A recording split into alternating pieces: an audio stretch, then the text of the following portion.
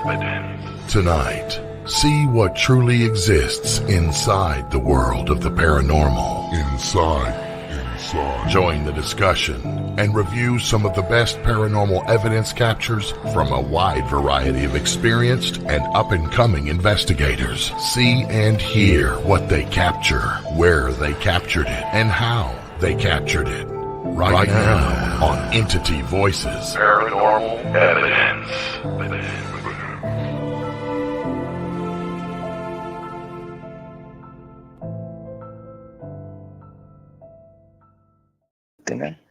Hello, everybody, and welcome to Entity Voices Paranormal Evidence. I'm Chris. I'm Audra. I am Lourdes.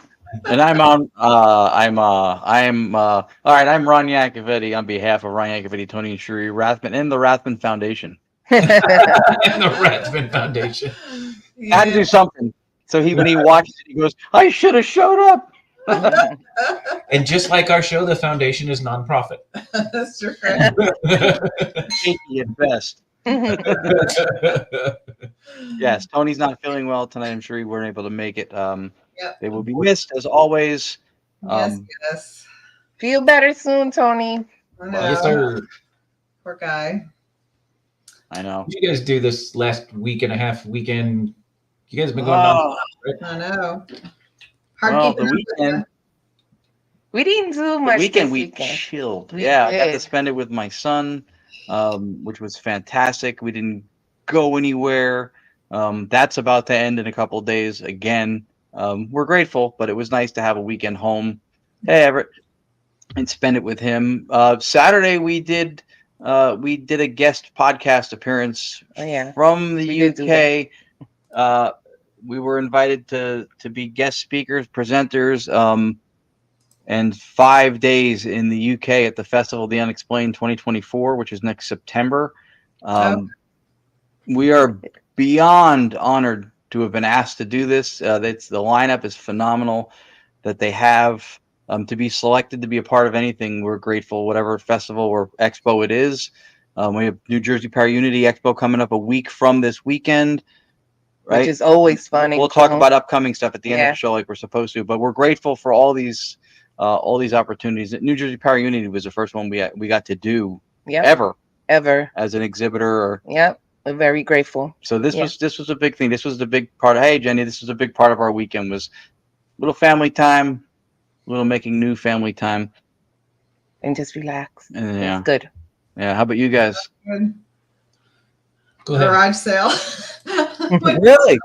Yeah, we had a paranormal garage sale. Yeah, paranormal one. Yeah. You know what a paranormal garage sale is? We were the only dumbasses out there at 6 a.m. in the dark, setting up, freezing our butts off. Yeah. So we come from a world of Phoenix to where you start setting up at 6 o'clock, and before you even get set up, there's truckloads of people pouring into your garage sale. Not North Carolina. No, it's way different. If the sun ain't out, they ain't coming. We were out there in the dark, freezing our butts off, setting up, and then stood there in the dark for 45 minutes waiting for the light to come in so people would show up. Wow. Oh, because in Arizona, they want to get to you before the sun is really beaming down on you. Chris does not sell his buckets. Oh. They are in the garage. They're still in the garage. Well, if he did, those are the ones that are not red. Because, right, you have red buckets? Yes. So he sold the non-red buckets. That's right. That was hilarious, Gio. That was funny. That was funny. That was super funny. No, those buckets stay. That's or I won't be right. able to find my crap on the next investigation. Yep. And other than that, we're just getting ready to head to Phoenix on Friday morning. Awesome. Oh, that's cool. That's great. So you and those Rathmans will be together again, which is yes. I'm a little jelly. Yeah, we're a little. I want to be there too. A little bit jelly. We can't be there with you. Yeah.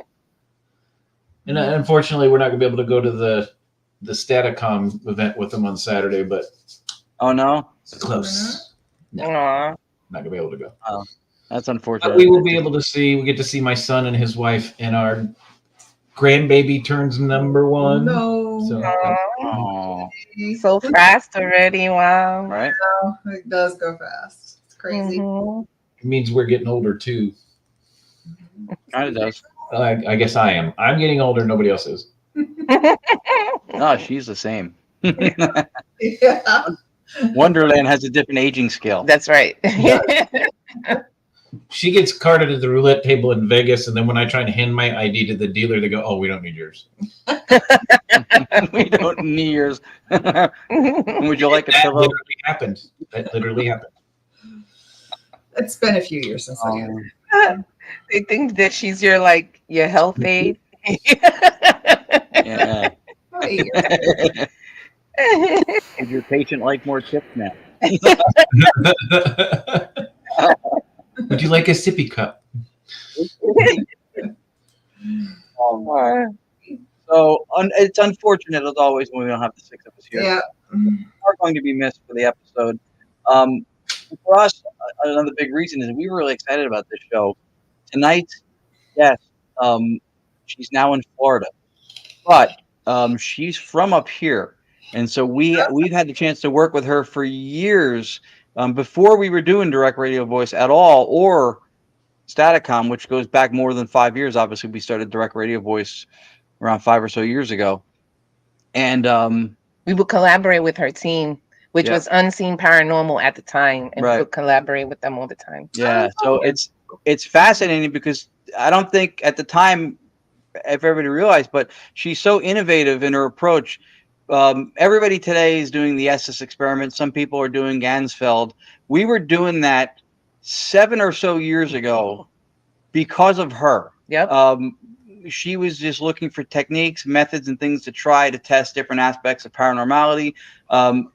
So seeing how now, like, you can't go anywhere without somebody going. You can go to the 7-Eleven and go, I'd like a Slurpee. Give me 2 of those chocolate donuts and some Estes experiment. Like, Estes is everywhere. You can't avoid it now. But she was doing it before it was a thing, before it became like a fad thing. And so she's very forward thinking, very innovative and creative, a great investigator. And she can tell you, you've heard the stories about Hinsdale Lourdes when she was hangry, and her head spun. Yeah. It was her. It was She her. was there. Leave her alone. This hour's mine. All right. She was the one that brought Snickers the next time. Yeah. Oh my God. That's a long time ago. So go ahead and introduce her. She's awesome. She needs to get out here now. With no further ado, please welcome Dee. I'm not going to say her last name because I don't want to kill it. Of Florida Paranormal Investigators. Dee is a Florida Paranormal Investigator creator. She's the host of Beyond the Boundaries Paranormal, minister of the Universal Life Church. Me too. Tech specialist, evidence analysis, marketing and media specialist, investigator, Reiki master, occult specialist, demon certification, independent ufologist, and former certified MUFON field investigator. And if that wasn't enough, everybody say hello to Dee. Hello. Yeah. Hi. Oh my God, Ron, you're making me blush over here. Well, it's interesting to us because we go everywhere now, and people are like, "We're doing this thing, this Estes thing," and we're like, "Oh, We ready to you were You're doing like, it been before there, you done that." Miss And yes, Acevedo, by and the I way. will say the most frightening thing I've ever encountered is hangry Lourdes at That was so funny. We bring You would Everybody think was she there. was possessed, but Everybody really she that was needed there that night Snickers. no longer goes to an investigation without a Snickers. Yes, Oh. I think after that we always brought snacks and Snickers and candy, like everything, the work. Still do. We still We do. never wanted to experience that again. That's Oh my awesome. goodness. That was crazy. It was great. Yeah, it was such a great time. I felt so bad afterwards because I didn't think that I was, Yeah, oh, yeah. being a bitch. Right. We still love you though. That's The short awesome. version You of it, know we were what? upstairs. That location does that to you. Yeah. We were upstairs, and it was an EVP thing. We were sitting around. She had her back chair to the window area, and she kept going like this. And you and I kept saying, "What are you looking at?" She goes, "I didn't look at anything." you're look. What did you hear something? No, and you go, but you turned around. She goes, I didn't move.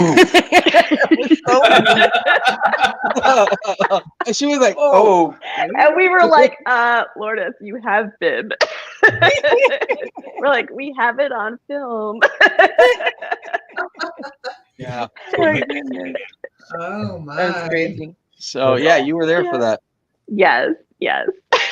I hope But you we did- continued making sure she has her snacks and her stickers to every. Well, they have. Okay, good. yeah. But we went again to Hinsdale not that recently. Not that long. Not ago. that long ago, I mean. And I was fine. Okay. I want to go then. back so bad. Mhm. Ron stopped for dinner before they got there. Oh yeah. But that was part of the reason why I wanted to go, because I wanted to see if I could, because it scared me.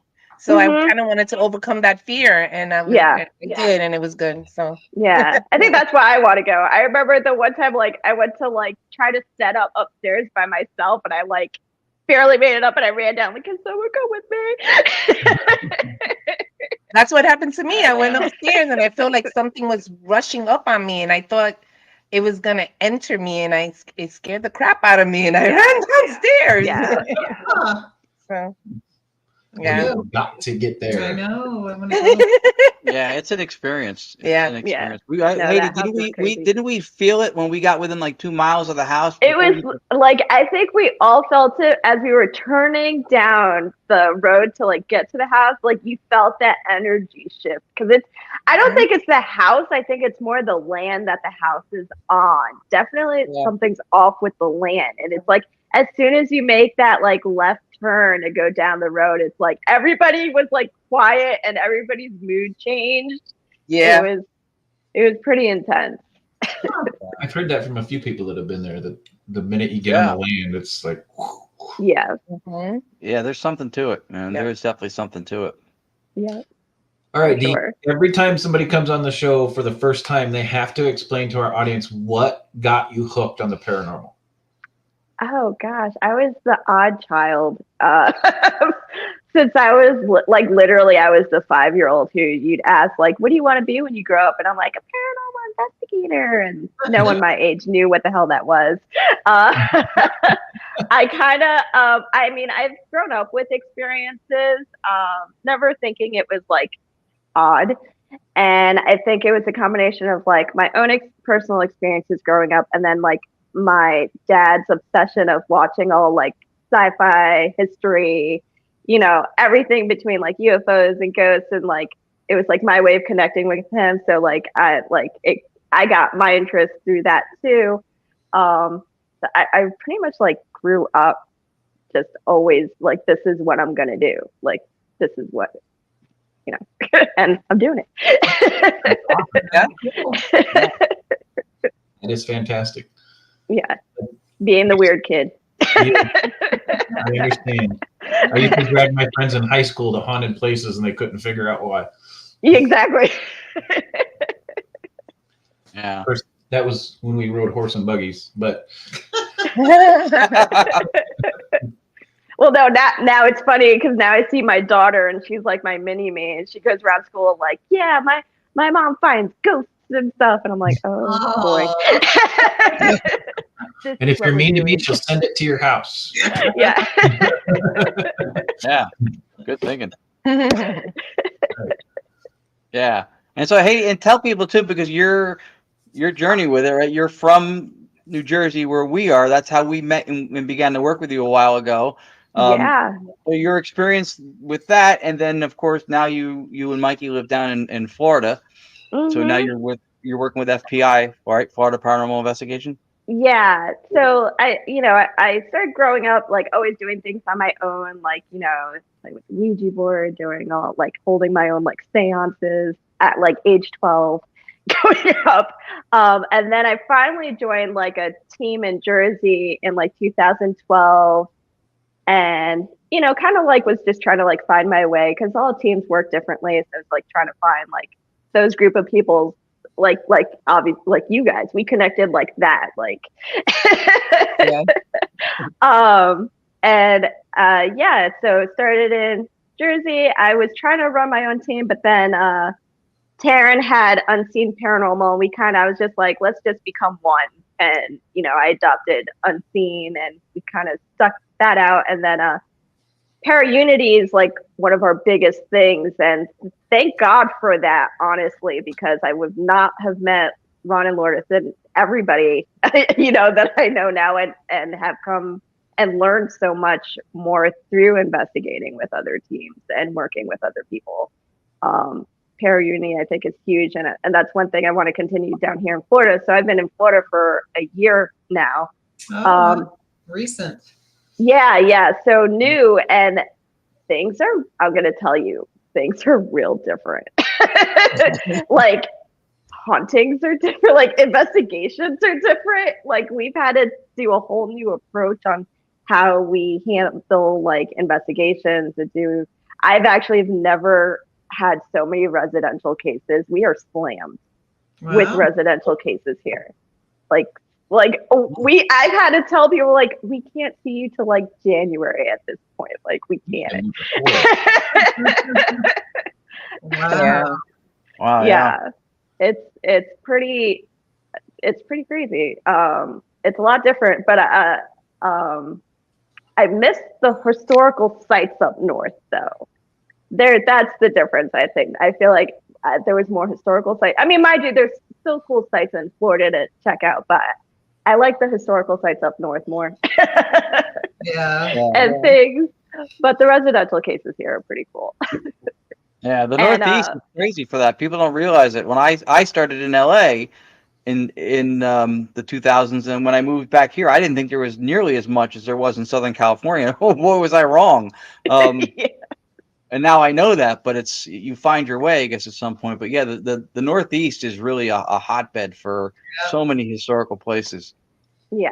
Even just the East Coast period. We moved here from Phoenix, and you're talking, you've got Tombstone, but it's spread out. It's little mining towns, and it's late 1880s, early 1900s.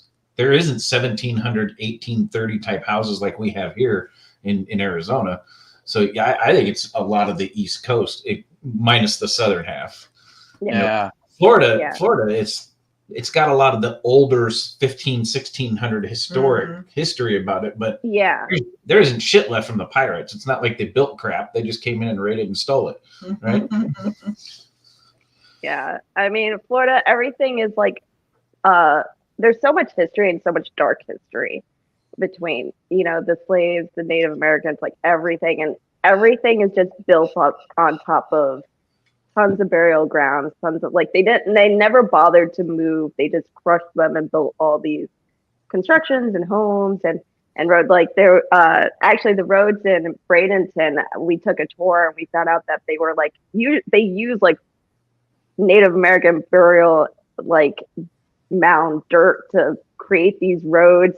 To the point where I don't think they removed the bones or anything. They're like, yeah, the roads actually smelled really bad for a while, and then they had to pave it. Oh yeah, and they're like, this is most of Florida. I'm like, what is wrong with this place?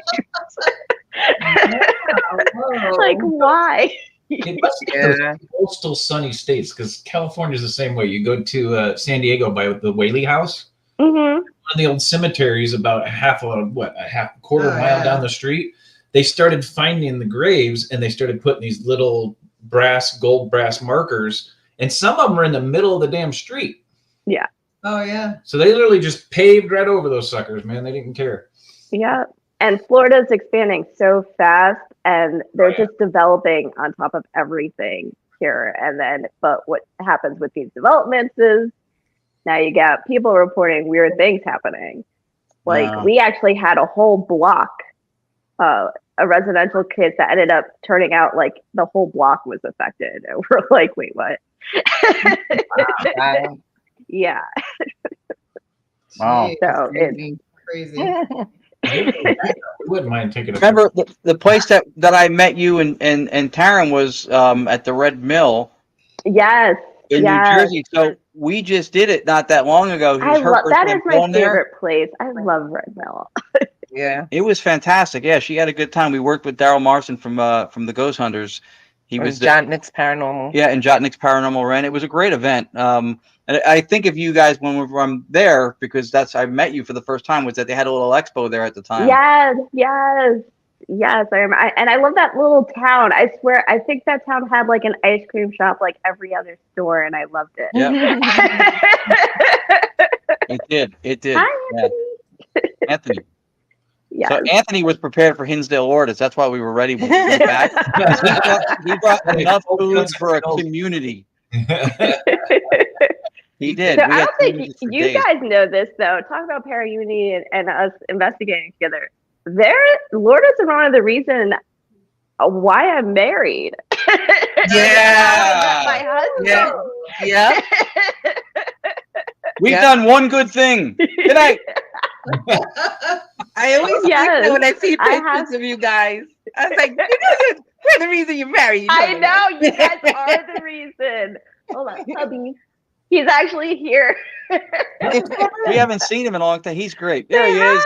What's up? How are you? How you guys doing? We miss you. I was just telling them how they're the reason why we're together. When she crashed her car. I don't know if you guys remember that one. Oh yeah, I hit the dumpster before entering the restaurant. Oh yeah. See you guys. That was my first Nice impression. seeing you, Mike. So you were so hangry at the Hinsdale house, he jumped right in Dee's lap.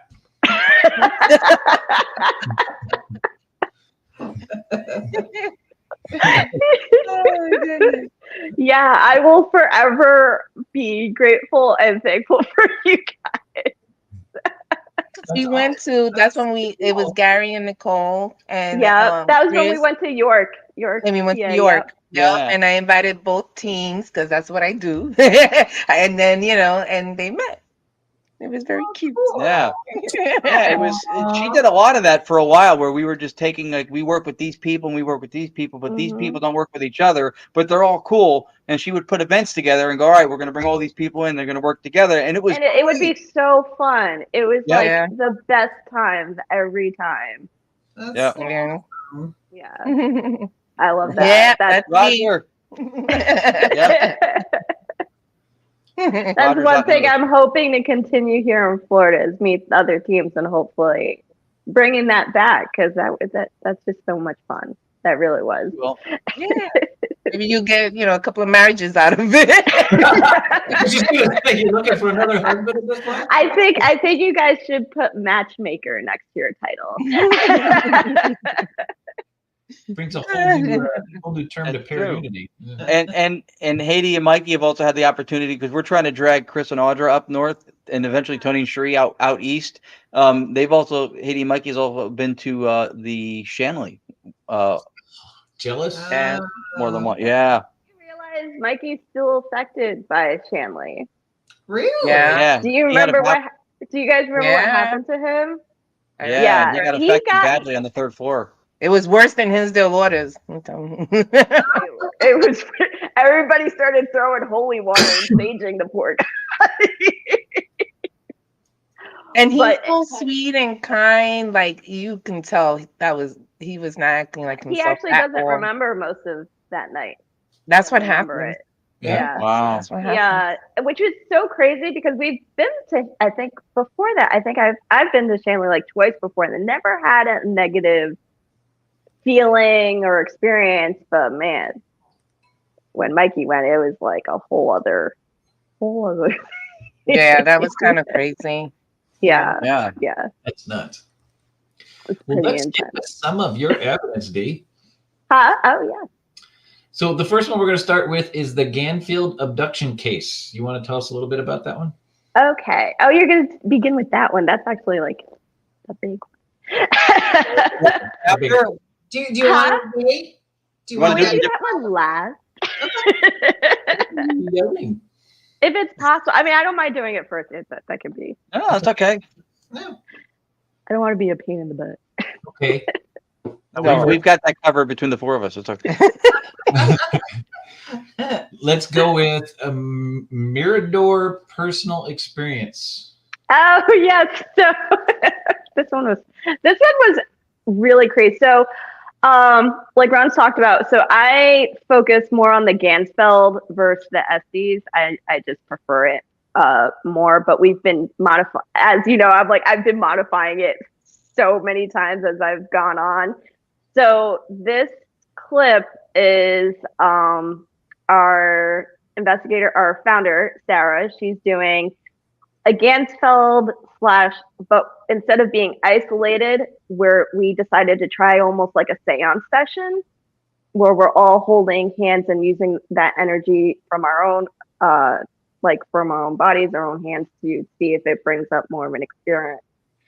And we were at Mirador in Florida, which is a beautiful bed and breakfast. So much history. It was like built in the 1800s. And you'll see Sarah's actually completely blindfolded. So usually Gansfeld, you have to wear the transparent mask. She wore a full blindfold.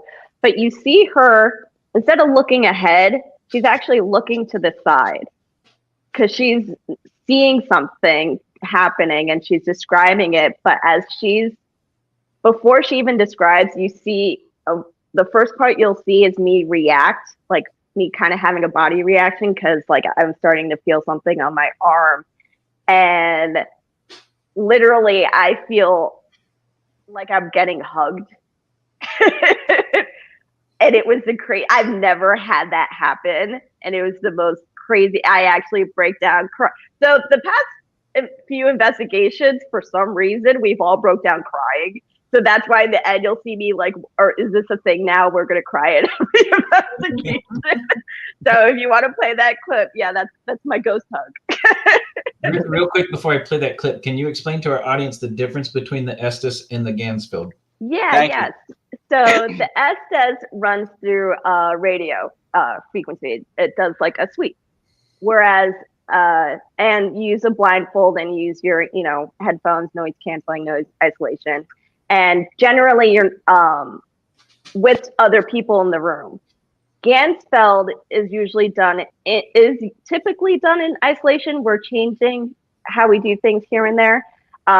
It's typically done in isolation. It's strictly just non-looping white noise that plays, and you're staring into a red light and you're listening to white noise frequency, or you can use brown noise or pink noise. And you're wearing, originally I created snowboarding goggles with like a white paper, because you actually have to have your eyes open and it has to be semi-transparent because you have to see things happening in front of you. If they happen in front of you, you can see. So that's why I think I like it more. I like I think there's more to it. Yeah. Okay, so here is the Mirador personal experience. Here we go. She had the tapes to me. Can she come to the center? Wiping her hands on her apron. Heidy, she's wiping her hands on the apron to give you a hug. I feel tingling on my body. You can hug. It's okay. She reminded her of someone. I could feel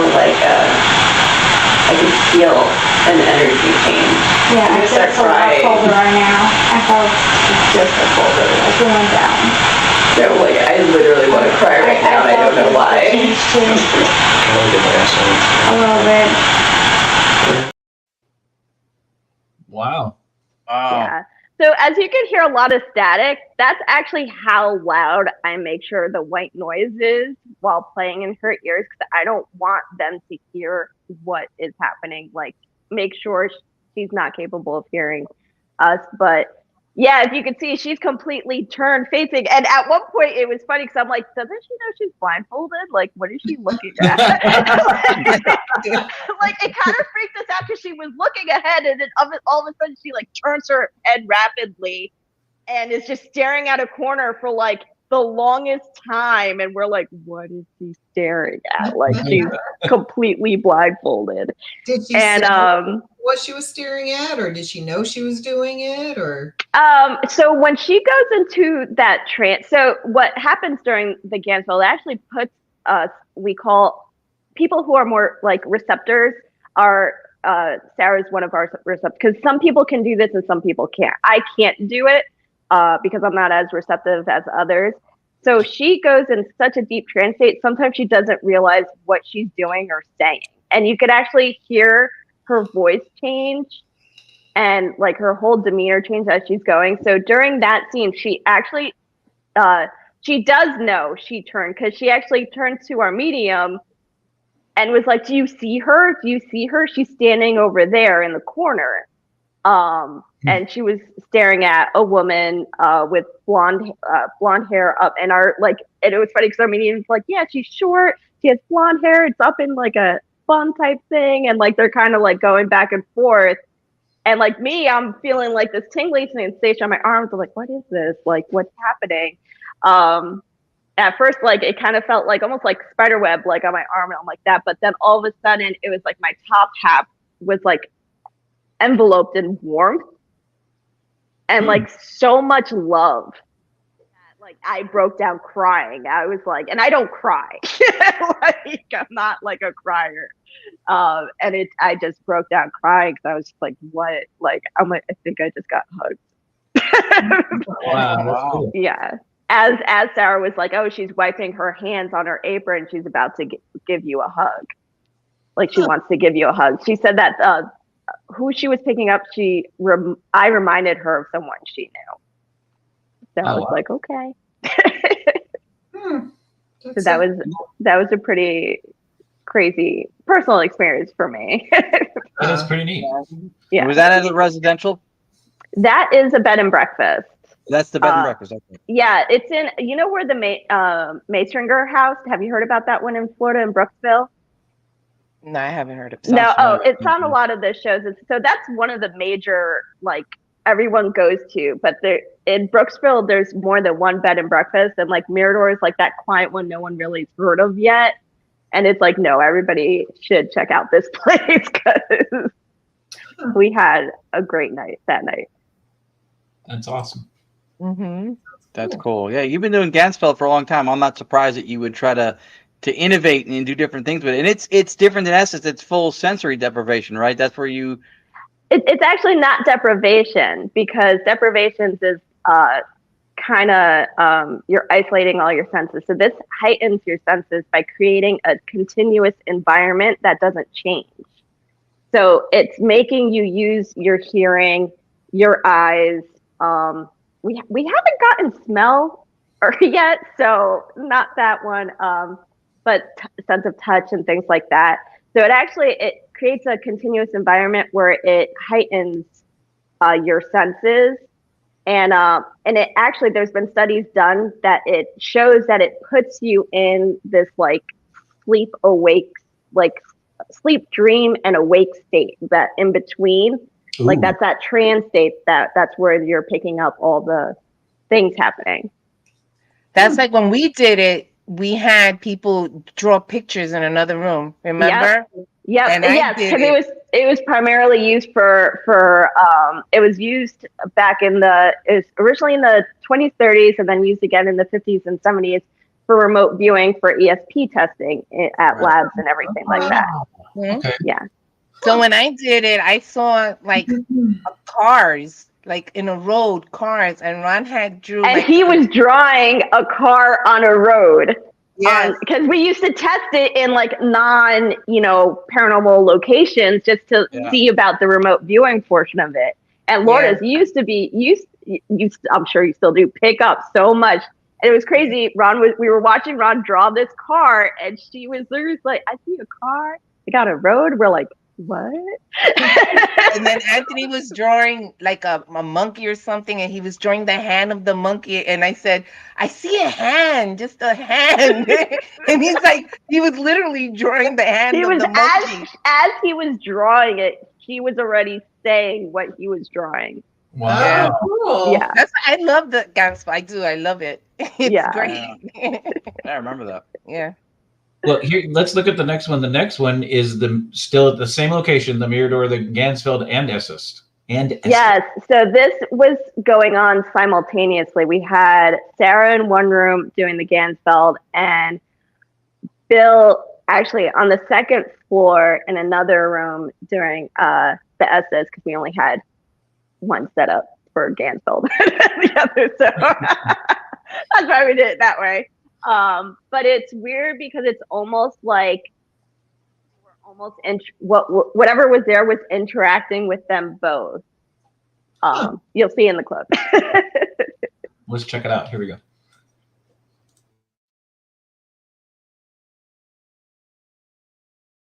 I am so regretting my choice of sitting in the corner right now. Yeah. The old man's in here. Out in a very angry voice. Like a really deep, dark voice. Are you in both rooms with them? Hi. Talk. I'm living. Creepy. He's not doing anything. He's just staring. He's like going like this, like. I don't know if it's because you're watching me, but it feels like it's from this He's side. not gonna talk. He thinks it's funny. Moving. This is like having a staring contest with this guy. My God. Like a female voice. There's a male talking. It's very muffled. Back up. Are you?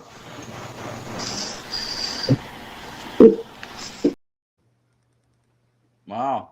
Yeah, so that was actually what's crazy. There's one part in that clip where I think I don't know if you can actually. So she kind of went to she actually got her earring pulled, and that was her reaction, like going forward. And then finally, she kind of had enough, and she's like, "That's it, like, like get the F away from me." I cut the cursing part off. Oh man, that's the best part. You should have left it. I know. She was ready to throw hands at that thing. She was like, "Get the fuck off of me." But it was weird because they're both in isolation. We're watching from like the kitchen. So I have everyone set up. It's like we're all video chatting on the phone, and I take off my camera and we're watching them, and it was like some of the responses like was almost like going back and forth. Like I'm like, oh, it seems like it's like interacting with them both at like the same time. So that was pretty neat. That was one of the first times we did that there too. Yeah, especially the part when she says he's just watching. I think either he says watching and she's like he's just watching, standing there looking, something like that. It was yeah. That was pretty cool. It was pretty cool. Yeah, and that was at the Mirador too. That was pretty awesome. That is cool. Same occasion or two separate ones? The same night. Same. Okay. Yeah. We had a number of things happen that night. That was pretty cool. Yeah, that is cool. Mm-hmm. All right, let's take a look at the next one. The next one you got is the Burlington County Prison EVP. Yes. So this one was like kind of like my beginning stages of investigating. I was at Burlington County, and I was in the cell on the second floor. It was the death row cell, and I was by myself asking questions, and then you kind of just hear like this. Mind you, I'm by myself in this cell, and I should be the only voice, and you hear this like whisper kind of sound come right after. Wow. All right, here we go. Were you innocent?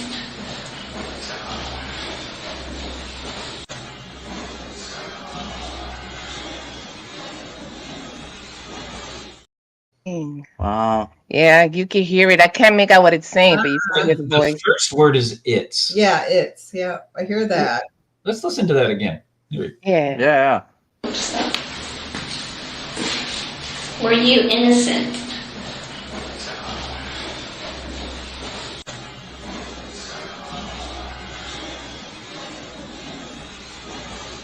Okay, make it Yeah, out. that's. I hear the it's.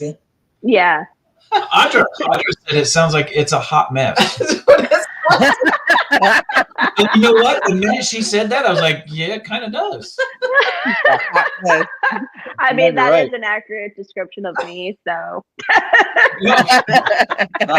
Oh, your question. No, your right? question. You asked him if he was innocent. It's a hot mess. That's a vague way of saying, yeah, I fucked up. Wow. That's true. Yep. Now, I won't play it again because now everybody's going to hear it's a hot mess. Yeah. Yeah, play it again. But that for people watching too. That's up here. That's in South Jersey. That's closer to where you used to live. Yeah. That's right in Burlington. Burlington County Prison is an awesome place to investigate and check out if anyone ever has the chance to. And you know what? It's a hot mess might be the way somebody up there responds to that. Yeah. Too, actually. Yeah. I will warn, do not close the door in the warden's room. We actually got locked inside because the latch broke. Oh. But thank God security works because we were screaming and finally security heard us and had to like open the door. Wow. The latch broke.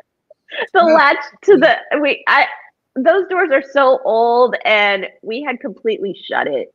And it just broke off. And it broke off.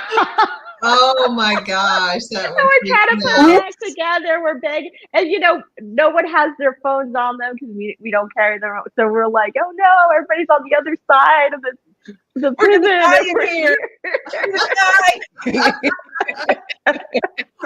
The even funnier thing is if we had that latch, I could show you how it opens really simple and easy, and you'd kick yourself in the butt if I could. We tried everything. I think I actually have a clip somewhere of us attempting to open this door for like a good half hour. Really? Yeah. That's funny. My goodness. Right. So here's It's a Hot Mess from Audrey. Let's see me hear it. Now everybody's going to go, yeah, it does. Yeah. All right, here we go. Were you innocent?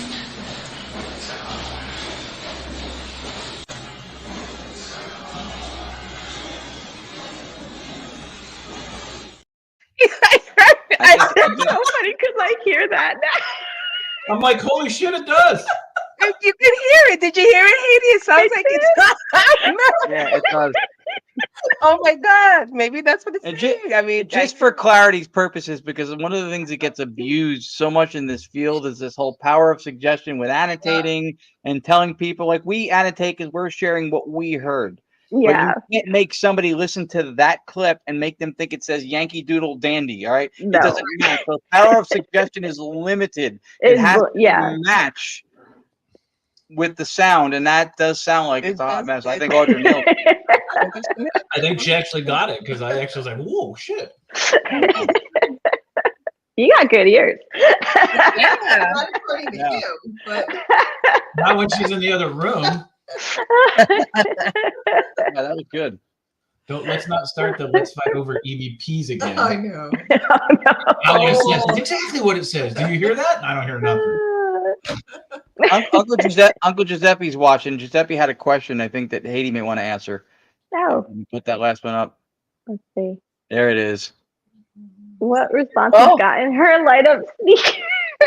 You remember those? I still have them. Do you? I don't wear them. Oh, that's awesome. So I had these Wonder Woman most obnoxious red, blue, light up sneakers that I would bring to, like, I would wear to investigation and be like, these are my trigger shoes. Like, I'd be like, light up these. Yeah. Didn't it happen one time? Didn't it happen one time when one of your shoes got turned on? Well, I think it was it York or somewhere else? It did Yeah, happen where my shoe went off. Yeah. One shoe lit up by itself. Yeah. Wow.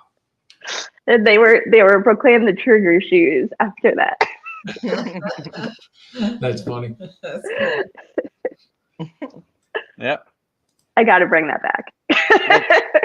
Hey, Giuseppe said York. It was York. Was that? It was York, right? Yeah. Is that when we slept in the real estate office underneath like desks and? Yeah. Well, Chris slept underneath desks. Yeah, we had the other room. It was horrendous. sleeping conditions. We're on floors. Like Giuseppe and a couple people were sleeping in the conference room, like just leaning on the table. Yeah. Straight up. And we put Chris on the other side. His name is Chris Mendez, and we put him all the way on the other side because, oh my God, he snores. It's so bad. We were like, oh my God, his snoring. And you can still hear him. What I loved about Chris was no matter where he was, he could fall asleep anywhere in the middle of an investigation. That snores scared the shit out of you.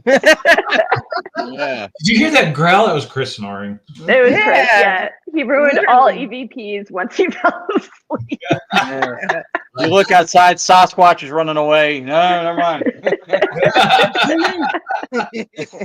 And everyone commenting about the trigger shoes. Yes, invest in some trigger shoes. They were awesome, those shoes. That's funny he remembered that. I think I got mine at JCPenney's. It's funny. They're comfortable on your feet and they work in investigation. Yeah, they were. Beats the hell out of a cat ball. After 12, Chris was no good, Mikey said. Yeah, that was so funny. That York thing was hilarious. So when you're doing review from those investigations at midnight, you have to stop because everybody knows that's when Chris fell asleep. It's like, yep, that's Chris. All right. So the next piece we got is your residential case EVP. Okay, I think there's two, so I don't know which one. I think it was two. I think it was two from the same residential. Okay. So what I love about both of these clips, it's like when you're doing EVP sessions, sometimes you get nothing, you know. But it's like while you're setting up or you're just done breaking things down, and then all of a sudden things come through in the middle of you doing things. It's like, really? That's the time. Yeah, it happens a so lot. These are like in the middle of me. I think one is like me setting up the camera and like setting things up to start an EVP session, and then the second residential EVP is actually when we were wrapping things up and we were starting to pack everything away, and I like had just shut off the camera and everything. So So here we go with the first one.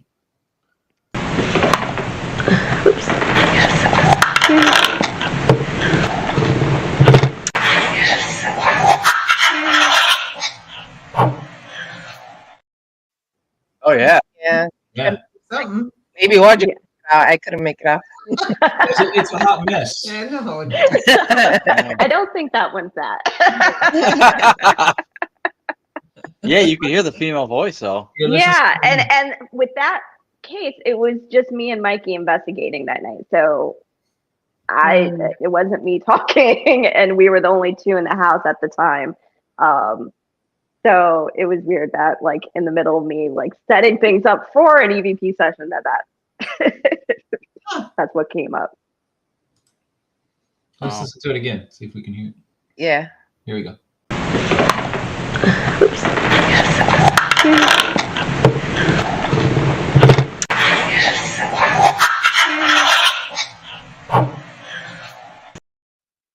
It can't. What did you think it said? In the beginning, I thought the voice said, "Get the door." I don't know. Boo. All right, now we gotta listen to it again. Here we go.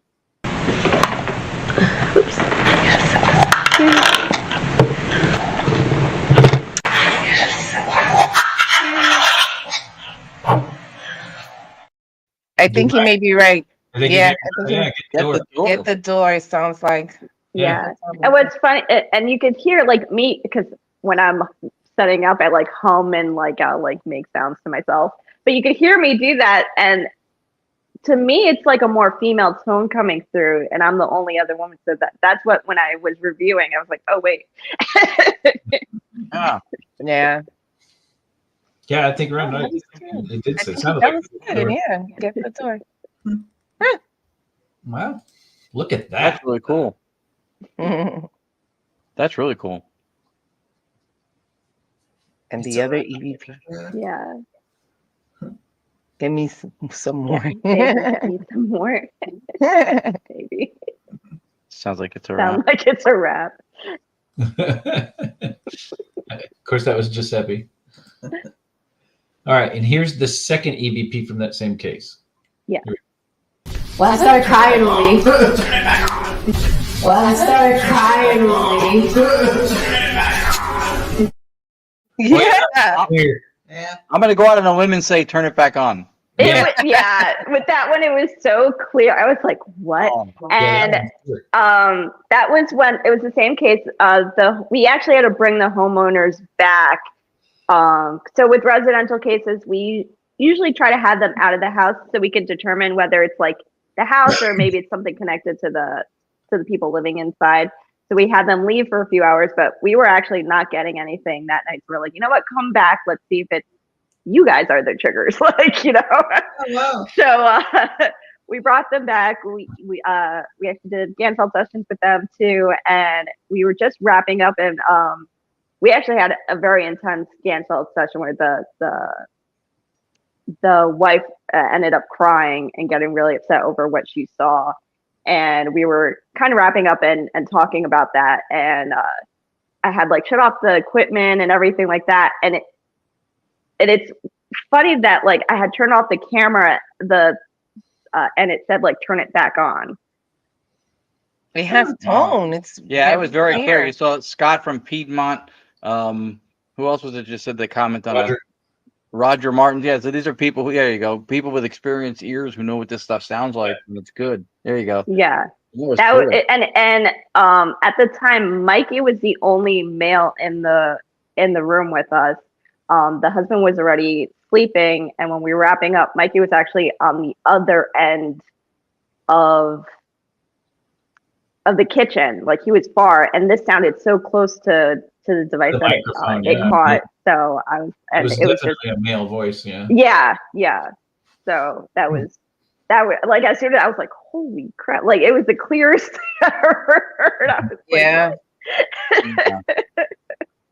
That's and we've gone back there several times, so we're still reviewing evidence on that case. So hopefully we got some more good ones. Yeah. Got Ron's demon flies. Oh, do you? Yeah. There's a fly buzzing around. He's driving me nuts. That's a gnat. Don't look up. Oh, it's a gnat. Yeah. Don't look up. Don't look up. It'll end up on an episode. No, you'll just see Chris kind of waving. Yeah. Flagging down a plane. Back in uniform directing traffic.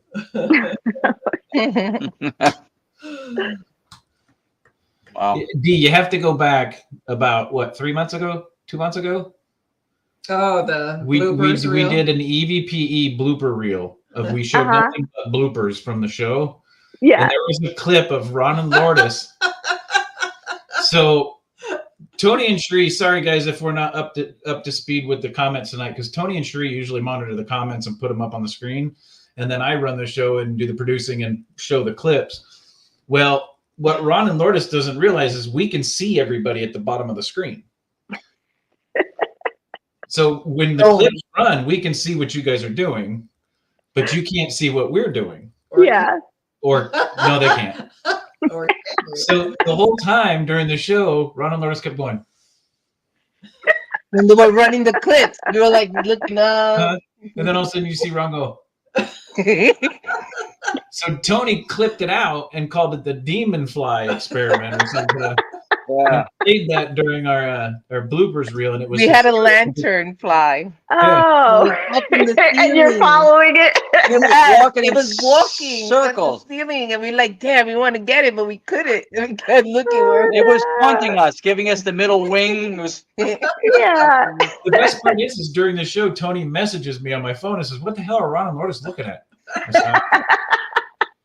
Awesome. That's awesome. So I've definitely had this moment. It was a good 30-second clip. But and then like, it was over the whole span of the show, but it was got it all down to a 30-second clip. It was hysterical. I mean, did you guys end up catching it by the end of it?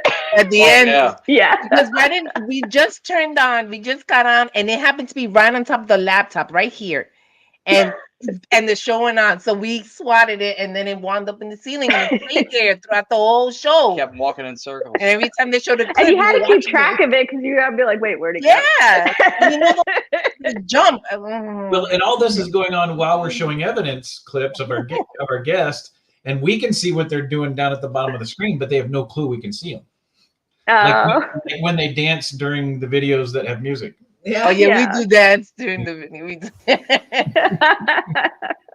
do. She knows we're stupid. We've hung out with her. She knows. It was really funny. We thought we were being, and I quote, subtle.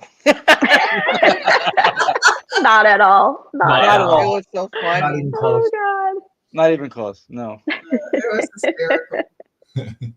It was a funny episode of these blooper after blooper. Everybody got made fun of, but that one was at the end, and I was like, "That is hilarious." I've never been lampooned. That's great. And thought it was so funny.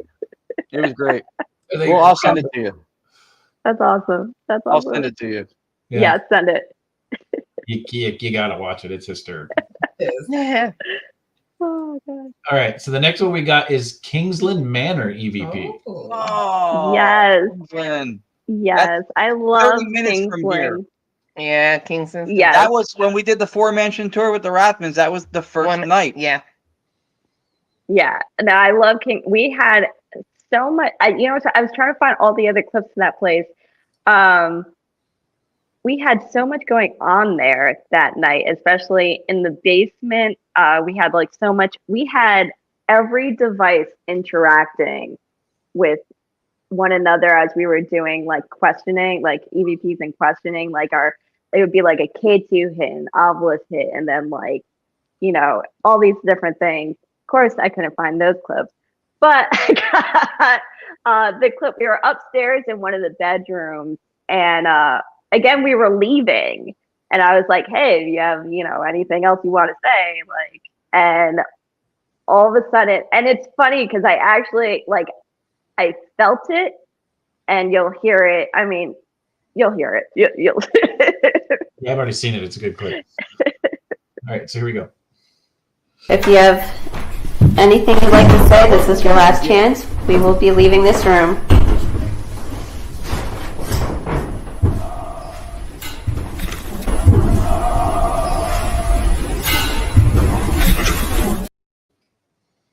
It was like I even felt it's a loud breath, and it's like I even felt it on me where I was like, wait, stop, guys, stop, wait, because usually when sometimes when I do EVP sessions, I have the headphones right on, so I'm listening as we're going, so I'm like listening with the recorder, so I heard it in my headphones, but I also felt it, and I was like, oh, yeah, oh man.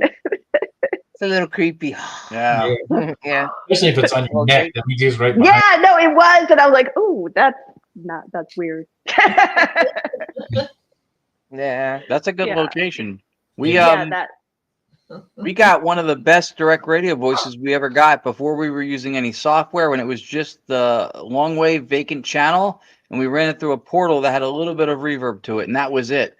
And it was like this full female toned voice in the basement. In the basement, yep. At Kingsland Manor. And no one was in the room. No one was in the room. Yeah, that's a really good place. That sounded very close. It felt very close. I felt it. Sounds like a male, and he sounds like right behind you. Yeah. You guys want to listen to it again? Yeah. Yeah. All right, here we go. If you have anything you'd like to say, this is your last chance. We will be leaving this room.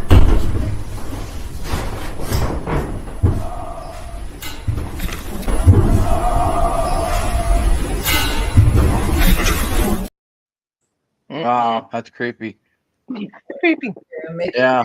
It almost appears like he was behind you, and he kind of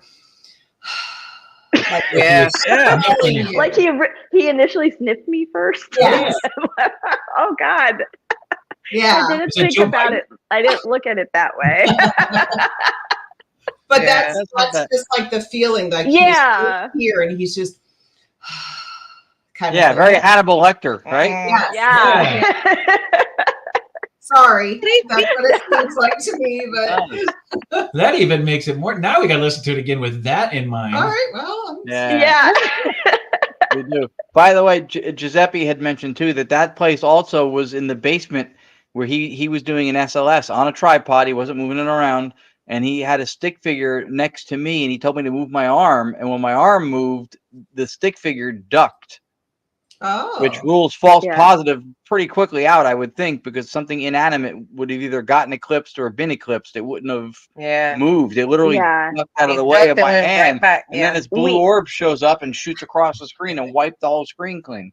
Yeah, we actually got an SLS reaction downstairs in the basement too. Like I said, it was one of the EVP sessions where it was like a K2 hit, the Ovilus hit, and every word that came up on the Ovilus was an answer to our question. It was a direct answer. And then we specifically asked, hey, can you, like the SLS was not going off on all, and those stick figure was showing up in the area that we were showing. We're like, can you show up? And as soon as we asked, it showed up, and we're like, can you step out of frame? And it disappeared, and we did it again, and it showed up when we asked.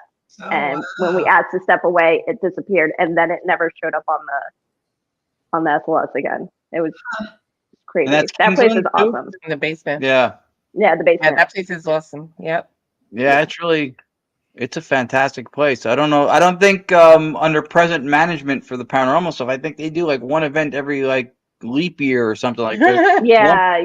It's a shame because that place could be making so much revenue from paranormal stuff if they had even like a monthly. Yeah. Oh, for sure. But they don't. They don't. It's unfortunate. Mm-hmm. Okay, so let's listen to the sniff and sigh again.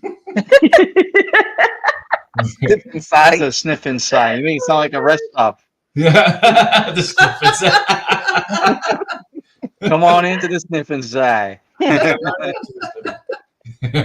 we go. If you have anything you'd like to say, this is your last chance. We will be leaving this room.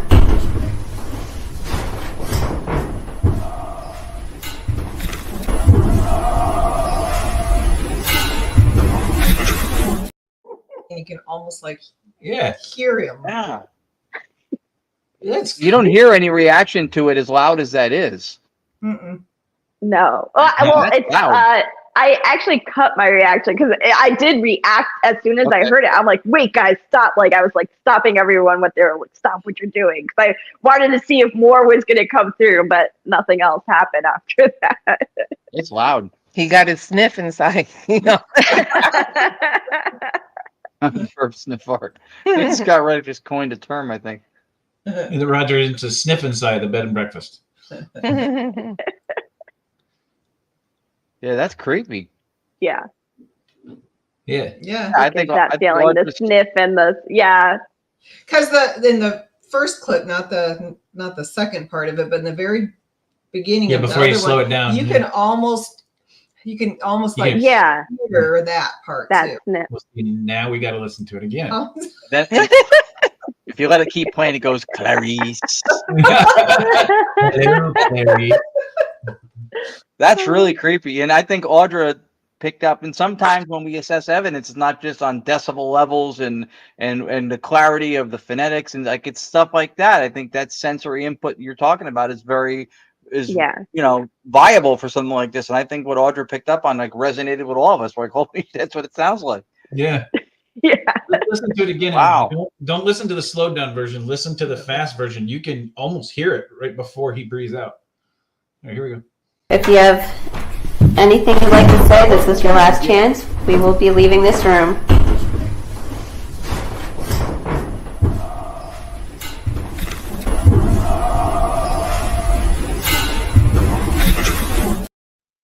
Wow. Yeah.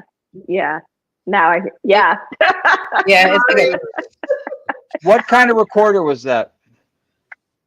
You know, it's funny. I think I have like my first recorder was this like, I think it was like from Japan because the instructions were in Japanese. So, like this $20 little cheap recorder that I started off with that I still use to this day because I swear I catch like the best stuff on it. And it was that. It was. I have all the big fancy ones, but like my first recorder that I used investigating, which was this like Japanese $20 thing. That's actually what I caught it on. That's awesome. At risk of having Chris play this again, which would not be a bad thing. In the very beginning, it sounds like modulation, a little electrostatic interference. on the microphone. Yeah. It sounds like something hitting it before the yeah. Yep. And I used to get that a lot with the Tascam recorder. That's why I was asking. Like that's No, it wasn't. It wasn't a Tascam. It's I know with those they had the external mics. This one had the internal mic, so it wasn't. Yeah. Still though, the electrostatic charge could still affect it. Yeah. It sounds like something.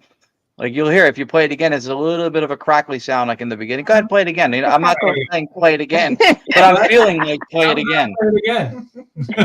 Here we go. If you have anything you'd like to say, this is your last chance. We will be leaving this room.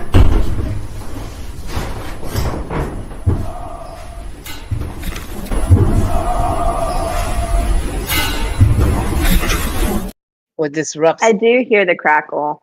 I do hear the It crackle. disrupts your voice a little bit. Yep. Yeah. I do hear the crackle, but there's 2 sniffs. There's there is. You made it more creepy. Yeah. There is. Yeah. Oh man, I'm never gonna look at this EVP the same way. I'm gonna play it again. Listen close. He goes.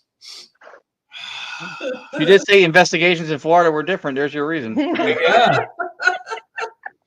On the beach sniffing thongs. Yeah. No, seriously, I'm gonna play it again, and this will be the last time, I promise.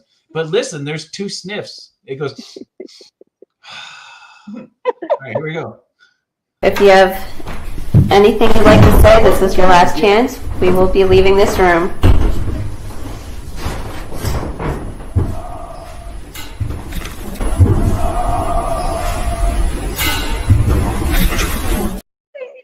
I think I got sniffed twice. Who sniffs? Yeah. I don't know. I wasn't smelling that great that day because I was sweating up. It was Well, hot however that you were day. smelling, He liked it. He needed a second sniff. Like it was hot that day, so She was a hot mess. Yeah, there are 2 sniffs. Oh, my And goodness. that crackly sound could be electrostatic. It could also be movement. I'm not sure. Yeah. It does disrupt her voice. It But makes her voice like yeah. jump a little bit. It does jump. Yeah. That's what caught my attention because you'd hear her saying something and it kind of crackles it a little bit and jumps it. Yeah. But 2 sniffs and an exhale, no question. Yep. You got the double sniff, D. Double sniff on a hot, sweaty day. I won't play it again, but yes, there was 2. It's even super, super duper creepy now. It's like Yeah. Welcome to New Jersey. Where we make things creepy. it's like hello, Clarice on meth. That's All right. really cool. What's next? The ghost was doing a line of coke. Oh, look. That could have been it too. That definitely could have been it. Everybody knows, Scott, if you double sniff on a line of coke, you blow it everywhere. So no. Yeah. It was Sunny D. It was Snorting Tang. Ooh, double meaning for that one. All right, so the next one is the long one that you wanted to wait on. Yes. So this one is kind of like the case that changed everything for my team. This case, so I did start studying ufology, and I became certified as a MUFON field investigator. I decided to go independent. But, you know, MUFON, you study, a lot of it is analyzing the submissions that come in and everything like that. So this was a residential case, like any other residential case. They had, you know, we went in, they were like, oh, we have like all this activity. We think there's spirits in this house. Okay, go in. You know, we go in, nothing really happens while we're there. But then we notice when the male homeowner comes home, all of our activity goes nuts around him. Everything. He did briefly mention beforehand in our interview that because he knew I was under MUFON and everything, that he had abduction experiences when he was younger. But he didn't think it was related to what was happening to his home now. He's like, that was like years ago, like nothing, I think now, but he wanted to talk to me separate about what happened to him when he was younger. I was like, yeah, that's fine. We'll do that another day. And so as we're doing the home residential, nothing was happening, but we noticed when he comes home, all of our equipment start kind of going off, going crazy. Our medium that we had did her walkthrough. She's like, there's nothing here. She's like, there's no spirits or anything like lingering. She's like, but there's something off with the male homeowner. She's like, I don't know what it is. She's like, but it's him. Something is going on with him. So I had like remembered about him bringing up his abduction experiences when he was younger. So I go to her, I'm like, well, do you think this might be it?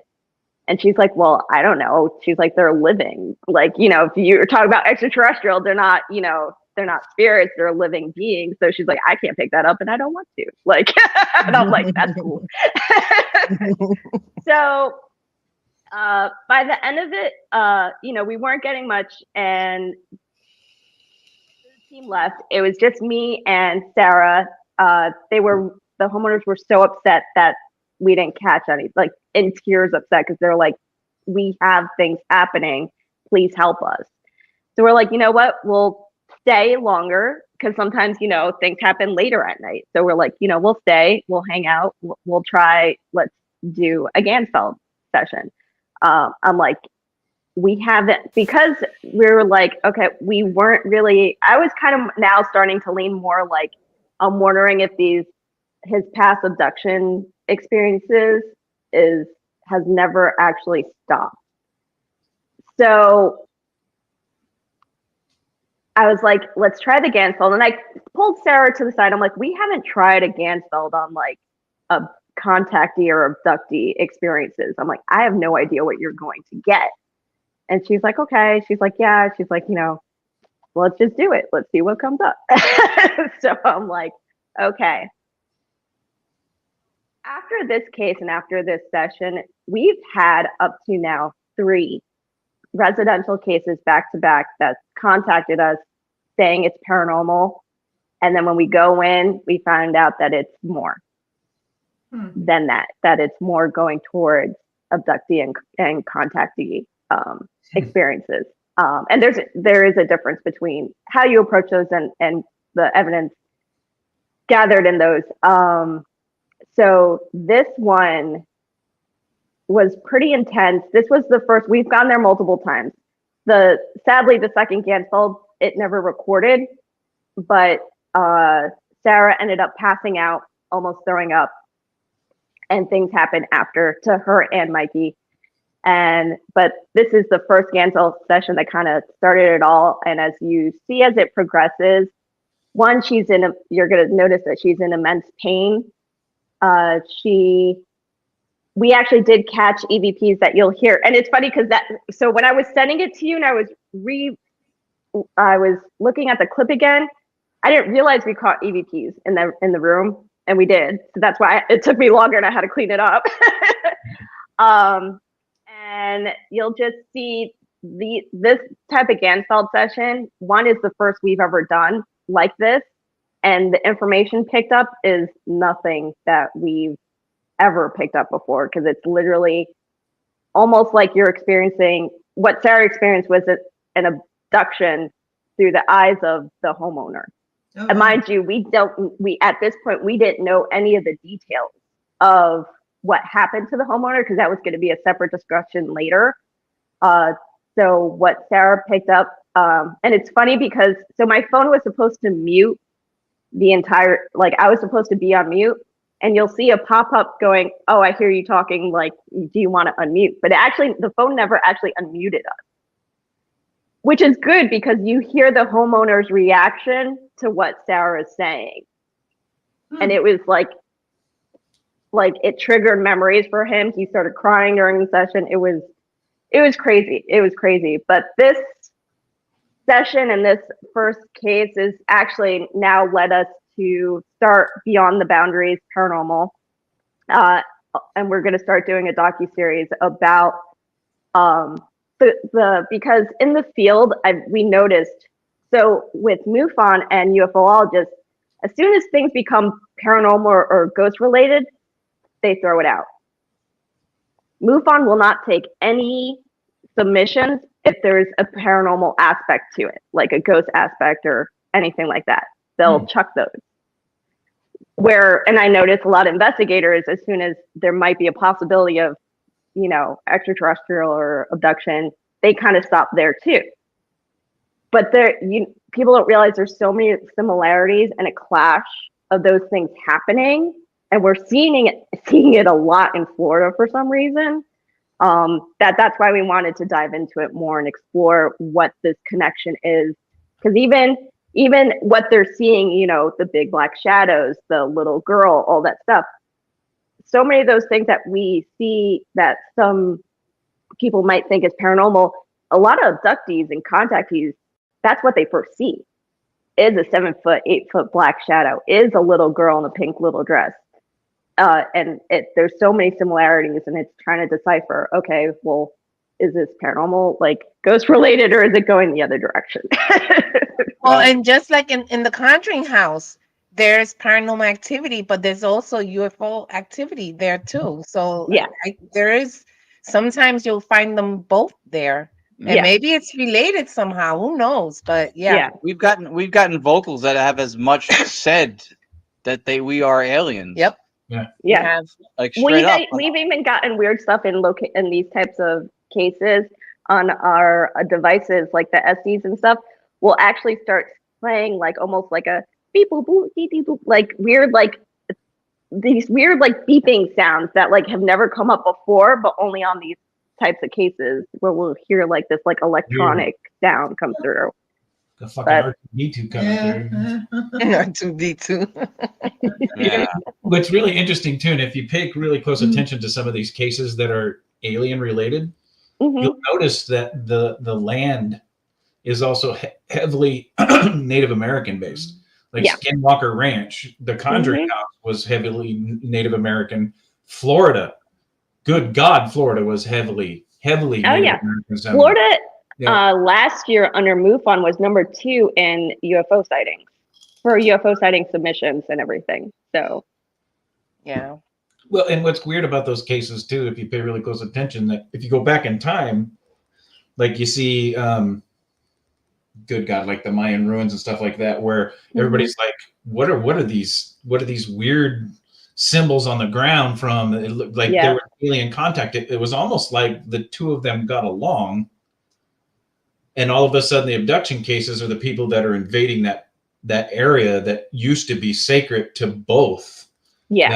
That were very much, I mean, they like para-unity. I mean, shit. I mean, some of the old ancient Indian tribes and some of the old, good God, there's the word. Yeah. The indigenous people were very, very sky related. Related. The sky people. Yes. Yep. That's what I was going for. Yeah. No, I think that's brilliant. And I think that's important that you're looking at the commonalities and stuff that might be characteristic of both things. Pine Bush, New York, which is another UFO hotspot, the museum where we've done some events, it's the UFO and Paranormal Museum. And the irony is that a lot of the townsfolk up there, which are, and I say townsfolk because they are the pitchfork torch carrying, if they don't like something, people, they wouldn't let us say seance when we did the digital seance. You can kill, you just can't say murder. It's like, oh, really? Whatever. But they have an issue with what percentage of the museum contains paranormal stuff, but the ufology stuff, no problem. No problem. I don't know why there's such a divide, but I feel like we need to break that because you're limiting yourself. And, these cases open us up to like, oh, we need to start approaching like a lot of our investigations differently. And we now approach it from both standpoints as paranormal, or it could be, contact the you're letting the evidence lead you where it leads you, open-mindedly, but with stringent protocols in place. Because I know how you work, and you're detailed when you do it. That's how that's how investigation should be. And one of the problems with the world instantiation of material science the way it is now is that the paradigm or the belief system isn't built from data aggregation and assessment. It filters out what doesn't go into the paradigm and then moves forward as if it doesn't exist. And that's a problem when you have the compartmentalizing of the different areas of study.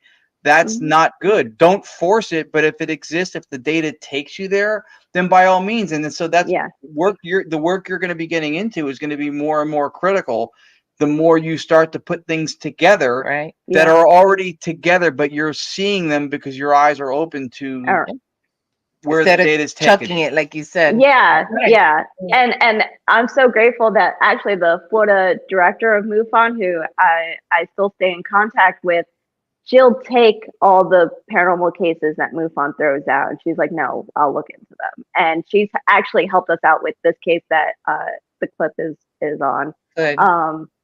Because I was like, some of this stuff, I'm not gonna say I know everything. I definitely don't. So I was like, at some points, I was like, I think this is a little over our head. So let me contact, people who might have more experiences, especially with the sensitivity of like contacting an abductees. That's a whole new territory. It's one thing analyzing photos and videos and things of signings, but when you're talking to people going through what they go through, trauma, a lot of trauma, and the Gansol triggers a lot of it. So it's kind of frustrating to hear that paranormal won't look at UFO, and the two people that should be the most open-minded being closed off to something. Stop and think about it. You've got two different types of beings that are trying to communicate the same way. There's got to be a connection. And there are schools of thought. The late and very great Rosemary Ellen Guiley had thought that because there are commonalities, that the jinn, which is more prominent in Middle Eastern, could be behind extraterrestrial, paranormal, haunting stuff, demonic stuff, angelic. Like, it could be the cause behind a lot of all of those things. So we don't really know. So that approach, to me, again, to look at where the data takes you, is fantastic. That's how it should be done. You're not forcing scenarios, but you're looking at them if they exist. Like we've literally created case files at this point. We started creating these case files where we're collecting all the data and trying to see all the similarities and everything. You know what's similar between both of those realms is both realms, paranormal people who experience stuff and people who have those, both get somebody from the outside telling them that they're hallucinating, it didn't happen, it's delusional. And the problem with that is that even people who have mental illness, the experience that they have, their subjective egoic experience happens consciously, is real. It's real to them. It's actually what they experience. So what you need to do is look at causality and not judge whether or not you think it's possible. Yeah. Right. Well, with this case, he actually had physical things that we were able to measure as well. He had a perfect rectangular scar that he had radiation blistering afterwards. He had he believes it's an implant. We don't know for sure. We haven't, that's a medical specialist that needs to look into that. But we did take a tri-field to his arm, and that spot in his arm actually caused it to spike up. And then we took a magnet, and it actually pushed the magnet away. Oh. Yeah. Ooh. Yeah.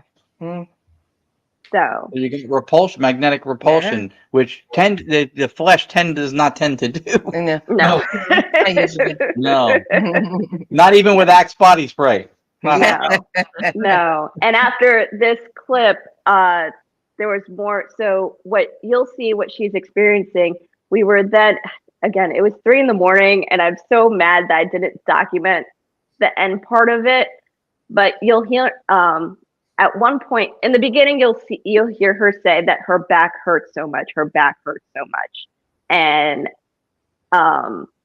she'll say it feels like needles in her back. So at one point of her Gansfeld, I kind of told the homeowner, I'm like, can we take a look at your back with a black light? Because one of the things they teach you in ufology is like it can, whatever contactee, abductee experiences can leave a trace with a black light up to 2 days to up to 2 weeks. So see if there's traces. So we took a black light on his back, and he had only on his upper back, it was like needlepoint marks all over. After Sarah's Gansfeld, I took her to a separate room. I'm like, let me see your back. She had the same marks all over on the top of her back. And the next day they were both gone. Oh, Wow. Interesting. Yeah. That's fascinating. That is fascinating. That's fascinating because there's documented evidence that she's not the experiencer, but is she channeling the experience? So this is what we had to try to figure out and determine, and we ended up finding out. So she, so two things happen. She picks up almost like having the experience happening through the eyes of the person going through it. So like the homeowner. Then, actually, three things happened. Then it was almost, so I think by the second one, the second Gansfeld, it specifically called out for her. It said, and during the Aunt Esty session, Mikey did, they're like, who do you want to do the Gansfeld next? And it literally said Sarah. Sarah, so the first Gansfeld, she actually started to see what was forming, but she actually got too scared and she didn't want to see it. She's like, my mind just couldn't, like, she's like, I know what was forming. She's like, I wasn't ready to see it. So she took off the goggles. The second session, she's like, it just continued right where it left off, and it made me see its face. It made me see it. And then it went from that, and there were certain aspects where I think she was actually channeling it, whatever it may be. Mm-hmm. But then the third thing was, after everything, she started experiencing things in her own home and in her own space outside of what was happening in this residential case. That's fascinating. So. That's why I asked that question, because there's one aspect of it to channel it, to be able to have some kind of visualization of it, even whatever third eye in your yeah. By the second time, it was more an interaction. That's and that's that's brilliant. That's brilliant that you guys did that. Because that from a consciousness point of view, there could be perhaps she was brought to the same conscious experience, that she was given the same experience through maybe some kind of a digestible means of I'm seeing what somebody else went through. But when she's got the physical markings on the back that match what happened to him after she was able to experience what had happened, that's fascinating when you look at it from the causality side. We were just talking about this yesterday, like from a physical material point of view, which she had physical evidence. Yeah. When you see lightning isn't the electromagnetic charge in the environment. It's what it looks like to the outside observer. It's not the cause. Yeah. And what happened there was she experienced it and then had the same physical outcome from it, which could have been a conveyance through consciousness. But the fact that you guys did that, it's fucking brilliant. It's almost I love that. Like if she kind of like remote viewed, but then came back with the physical evidence. Almost like what's that movie? Nightmare on Elm Street, when they dream. And then yes.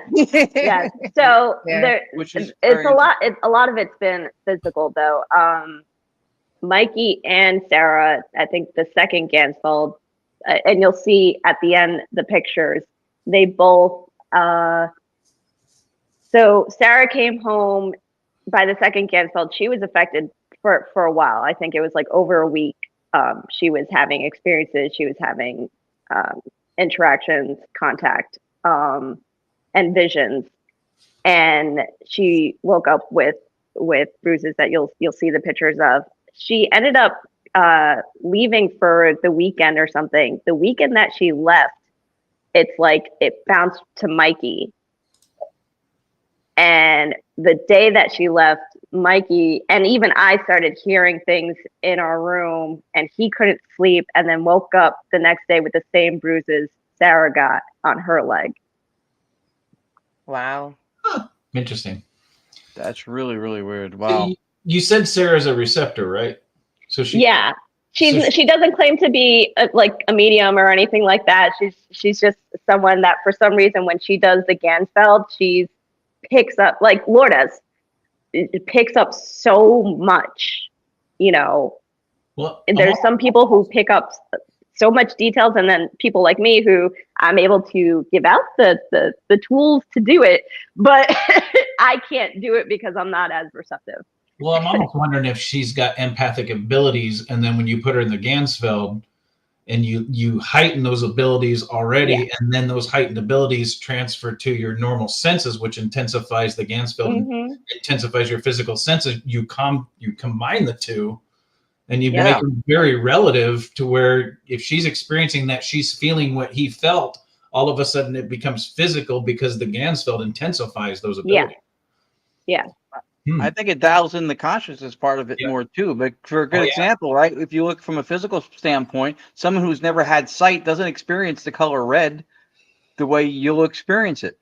Right. You could describe things to them. They can be certain aspects of that, but it's not the same from a material point of view. It's not the same experience. But again, this is incredible because these people had same physical aspects to what they had show up on their body at different times after, connected to the case. I mean, that's not. Yeah. You cannot just dismiss that out of hand. You just cannot. Yeah. No. It's crazy. That's why. Did I not say in the beginning of the show that the lady was innovative? Wasn't that me that said that? The demonic fly guy. It was. That's fantastic, though. That's how we learn, because you're using the tools of the trade, and you're creating different ways to. And we did that with Staticom with Tony Tree. We took direct radio voice, which predates Ghostboxer, and then we updated it, and we tried to do something to. I would love to see how Staticom works on cases like these. Oh, that would be It's intense. I feel it's insane. I think it'll be a good experience. It's insane. Some of the stuff that is like, she came down one night. I was just running it to test it before an event, and she goes, "Hi." She goes, "You know who I am?" And they go, "It's Lourdes." Yeah, it's like I said it, and she's like, "We've had." That's I'll tell you a awesome. quick funny story because Heidy would appreciate it. We have a motion sensor front light right in the front porch door, right here. You can go outside and cheerlead in front of it all you want. It doesn't go off anymore. Something's wrong with it. We keep getting a voice when we record in here that says something about the light, and then it will flash on and off. Yep. And then we said, "The light, if you did that, can you do it again?" The voice goes, "Okay, 5 seconds." And I went and counted it down, and then it went at 5 seconds. Yeah. We'll come downstairs in the middle of the night for like water, and as we come down the stairs, usually by the stairs. Yep. when we get to the bottom of the stairs, you can see the glass over the door, and the light blinks. Yep. Oh my god! But it doesn't work any other time. Any other time. Yeah, and it's supposed to, once you set off the sensor, it stays on for a little bit. Yeah. But it just flashes on and off. It just. I'll send you a couple of the audio clips. Yeah, send them to me for sure. Silenced. It's so quiet in between. Hey, Chris Paranora. Yeah, it's so quiet in between the vocals. It's crazy, but this is your spotlight, and holy shit. Yeah, I'm excited to see this. Yeah. yeah. Here we go. Here's the Gansfeld abduction case. Here we go.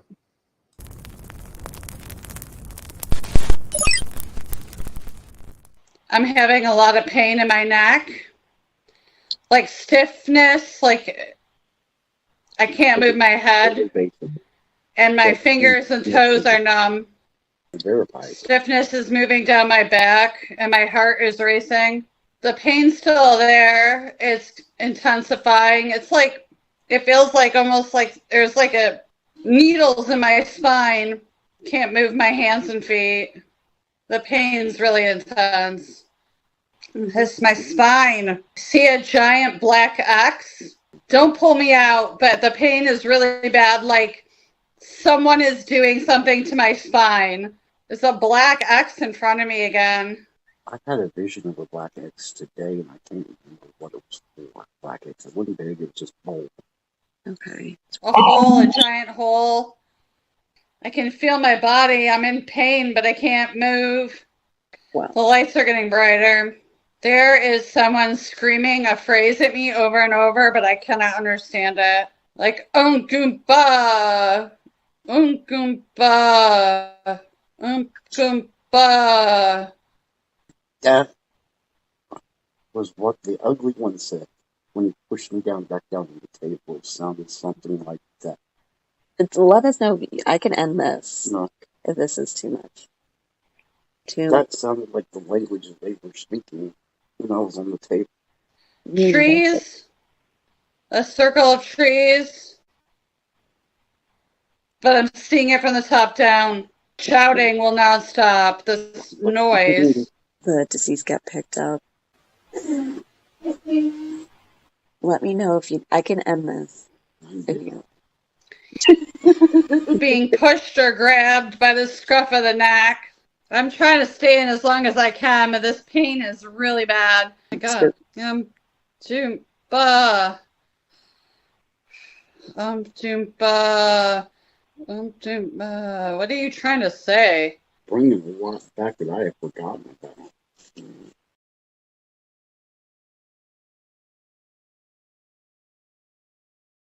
Wow. That's so crazy. That's crazy. Yeah. So the umdung bugs sound. Sarah was like, Heidy, the second I put the headphones on, she's like, I just kept hearing that. She's like, but I thought it was gibberish. I didn't know what it was. She's like, and she didn't know like the meaning. Obviously, none of us knew the meaning of it. And she's like, but it just kept throughout her whole session. She's like, it just kept saying that phrase over and over up until she finally said it. And the homeowner reacted, and it triggered a memory for him of one of his abduction experiences where he said he was strapped down on the table. And it was and he even said specifically is when he was trying to get up, he's called it the ugly one, pushed him down and said that phrase to him. And she couldn't have, she just thought it was gibberish. She's like, well, I don't know what the F this is. Like, And if you can see, you could tell she's in immense pain that whole entire session. Her back was really, really, and that was one of the first, we never done anything like that before with these types of cases.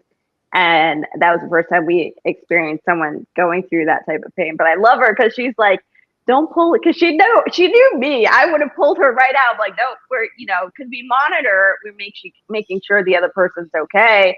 And she's specifically like, don't pull me out. I'm gonna keep going. Yeah. Yeah, that was cool. That was crazy. Yeah. Those marks are like, ooh. I know. Oh, wow. Yeah, and she did say she was getting the visual. And she was getting the big, the almond eye, big shaped, and like the grays, almost like the gray. But she said it had like almost to the point it was like a bluish gray hue to it. But that's only one. So he's seen 4 or 5 different things that he's sketched out, and one that he explained, and I was actually able to find exactly the photo of one that he explained. I'm like, is this what you saw? He's like, where did you see that? And I was like, my book. My book. I have a whole species almanac book, and I'm like, that's funny. So that, yeah. And as you can see, the bruises at the end, those are the marks that were left on both Sarah, and then when Sarah left for the weekend, Mikey got that day. That's crazy. Yeah. Well, it's not uncommon. A lot of abductee cases have shown bruises on either like their arms or their legs, like they were grabbed. Yeah, and those are weird. Like if you see Sarah's bruise up close, hers is you could really tell the it's almost like fingerprints, but like a dot on the top. Like it was a very weird shaped bruise on her. And she continued to have stuff like going on at home where she's like, hey, I'm like hearing things now. Like, and she's like, I'm having kind of look like that. Yeah. Yeah. It was like the three, like, Yep. yeah, it's a very odd mark.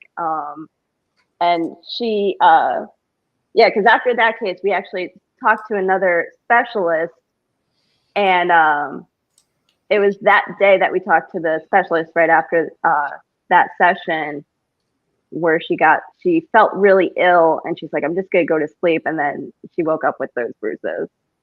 So Wow. I know. That's intense. not saying it's aliens, but it's aliens. Yeah. And what's crazy is she did take a tri-field to her leg and to those marks, because she did like a base reading around her, and then she brought it to her leg and it jumped where that bruise was. So that's interesting. It's intense. It is intense. Yeah. That. Yeah. And it's fun. Actually, when we went to Mirador, we think whatever was from that house kind of followed us, because we kept getting weird things in some of our like Estes and Ganfeld session. We were like, we kind of had been like, you have to stop.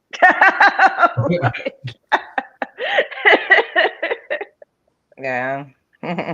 So, yeah, but that's just one of the many things we've caught from that home. And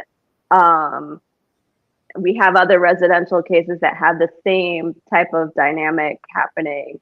We had one woman who was experiencing loss of time, and with that loss of time, she also felt like electricity was running through her body. And I don't mean like a few minutes, like she would lose like hours. Like she would leave work and think she got in her car to start driving home, and then her husband would call and be like, where are you? And it's like 2 hours and she's still sitting in her car. She thought she just sat down, and things like that. We have a case now where there's a lot of different things going. We don't know really what it is yet. But one of the drawings because we also asked them to sketch, what they've seen, obviously. And then one of the sketches, we're like, oh, that doesn't look right. Yeah. So. All right, Dee, we have reached the portion of the show we call shameless plugs. All right. Tell people where they can find you, where they can reach out to you for private investigations, YouTube channels, shows, podcasts, anything you want to get it all out there. That's why we call it shameless. All right. So part of Florida Paranormal Investigators, you could find us under that name on YouTube and on Facebook. You could message me there, or you can email us at floridaparanormalinvestigators@gmail.com. We also do a charity. We're $5 away from donating to Surfers for Autism. And so we have a charity called, it's called Ghost Advocates, and it's Spectre Shining a Light on the Spectrum, which is for autism acceptance. I have 2 kids who are autistic. And so it was funny because with so many residential cases, they actually wanted to pay us. And we're like, no, we don't take money. And then after a while, we're like, you know what, maybe we could put it towards a good cause if they want to donate. So that's why we decided to create the charity. And every month or so, we hit like $100 mark, and every $100 we donate to a local smaller autism organization in the area. That's fantastic. Cool. Good for you guys. Yeah, that's very nice. Yeah. Yeah.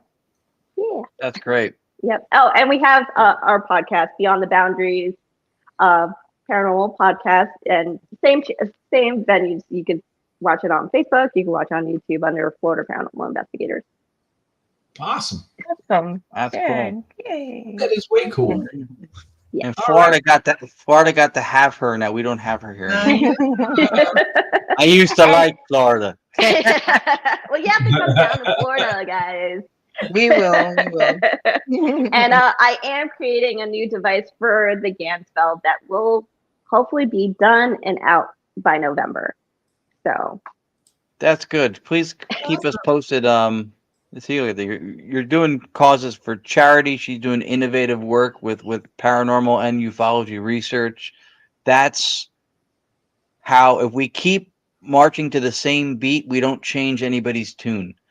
You're doing it to your own, and that's awesome. And that's why we always loved working with you. And you're still doing it. That's great. And you still have the colored hair and the light up sneakers, and that's badass.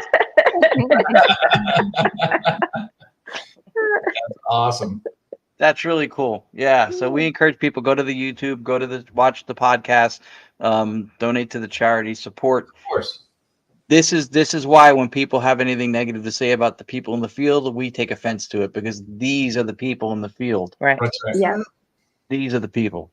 Yeah. These are the people in the field, and and Dee and her group are exactly what we talk about when we talk paranormal, para-unity on here, and how getting out into the field and introducing yourself to people like Dee and the Florida Paranormal Investigators, UnScene Paranormal, Gonyak, Southern Entities. I mean, get out to a Paracon, get out to Gettysburg Battlefield Bash next year. Meet these people. These are our new venture is cryptids too, because Florida's big on that as well. So you might see some Facebook lives of me in the woods. Yeah. You running away. Light up sneakers. With my light up sneakers at night. I think all those wild pythons and everything out there probably ate the Yeti. Yeah. So it'll be interesting. It'll be fun. Yeah, we have to plan something. If you ever get up to North Carolina, the Montgomery house that these guys run. I literally go North Carolina. It's funny is because my daughter's father still lives in Jersey, and we use North Carolina as our meetup to drop off. So maybe next time. Yeah, there you go. Yeah, we did Statacom and a whole bunch of investigating at the Montgomery house that they run for the Historic Society. And we were listening to reviewing files, and it was never ending how much between the EVPs they got and the stuff. It's a really, really good spot. Yeah. Oh, that's awesome. We're definitely going to have to connect then, because I go to North Carolina very often. And the best part about it is the Montgomery house sits at the base of the Uwaris, and the Uwaris are famous for Bigfoot. So you start your cryptids. There you go. All right. I think we've heard them in the forest a couple times behind the house. That's right, Chris. It's the skunk ape. The skunk ape. Yes, Florida is the skunk ape. Yeah, I call it the swamp idiot. All right, guys. Wanted to thank everybody for showing up. Ron, Lourdes, what you guys got coming up? We have the Liberty Science Center on Thursdays, which, by the way, yes, I did not want to forget to mention. Yes, the reason why we do it is because Heidy brought us in. So you want to? Yep, absolutely. I love that you guys are continuing it. This is another thing. Para-unity is a very easy thing to say. It's for some maybe a lot more difficult to live up to than to just say it. She's always been doing that. She brought us in when we were doing just ITC stuff. Nothing like what we're doing now. And we spoke with her there, and then she helped reestablish the connection to keep it open. And this is going to be the third year now that I'm going to be there. And this time she's going to participate, where we're going to lecture and do a presentation for their Liberty Science After Dark night that they do for the big Halloween. And it's amazing. The theater it's like an amphitheater thing where the seats go up like this, and you're down on the floor standing in front of a movie screen with your presentation on it. It's cool. It's unbelievable. That's cool. Yeah. And then they have a whole bunch of other stuff, real cool stuff going on, because it's the Halloween and rides and whatever. It's the nice. Whole museum and all the exhibits are open. It's a great night. I'm hoping to go next year, guys. Crossing my fingers. Oh, that'll be great. You gotta let us know, because then we can join forces for it. Yes. So we're doing that, and then that's Thursday, and then Friday we're doing the PH Steakhouse, which is in Chester, New Jersey. It's a 1800s place. They sold out in a week and a half. They opened up another 20 tickets and sold out again. It's a lot of people. It's like 72, 77. Yeah, 70 people. They're going to break them up into different groups. Wow. Yeah, it's a big place, though, So yeah, and we have a lot of really good people. And we're collaborating with four teams. Yeah. So that should be fun. Really good people for that. Then the following week is ITC Expo, our Expo exhibit room at the New Jersey Para-Unity Expo. Right. And then we slow down a little bit after that, maybe. No, Yeah. we're doing the squad thing. Oh yeah, we have some other stuff in December. We can talk about that next show. Yeah, we're coming back. One thing. So my whole team down here in Florida, we're all road tripping to the Gettysburg Bash next year. Yeah, we already booked our rooms and everything. The whole great. team is going. You meet these. So Chris is going to be speaking there next year too. We have to connect him with Pam to make that possible. We already talked about it. We're going to be speaking and presenting Staticom there next year, which we do every year now. And then we literally got all of our rooms and everything. The whole team was down to go. They're like, yes, let's do this. I'm like, no, we should caravan up because we'll be coming up from Siesta Key. Yeah. Like just about 4 or 5 days before we turn around, drive back up to Gettysburg. So. Okay, yeah. Oh, that's going to be cool.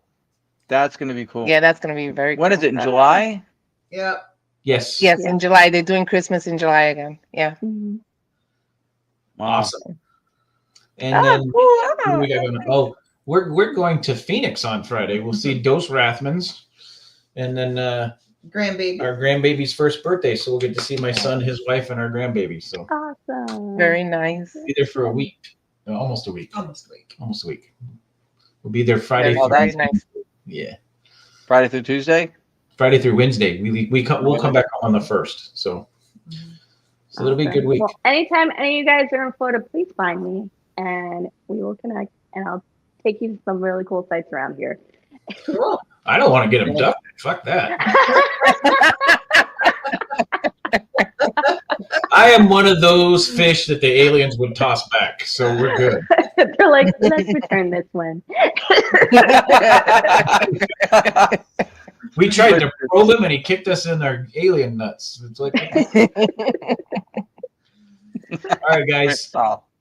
One more announcement. We will not be here live next week because a lot of us will be traveling. We'll be in Phoenix, but we will be returning the week after that with another fabulous guest like Dee from Florida Paranormal Investigators. We want to thank everybody for coming out and watching. Same group all the time. I mentioned all your names, but it would take me the rest of the night. Another show to do that. We love you guys for coming out every week. Thank you for supporting us. Thank you for supporting us. So if you want to catch some good EVPs, you want to catch some really freaky stuff and get abducted by aliens, come check us if out. You want to be sniffed on, come along. If you want to be sniffed on, there's only one way. If you want to be sniffed on in Florida with D, you got to stay haunted. All right, guys, we'll see you in 2 weeks. Have a good night. Bye. Thanks for having me on.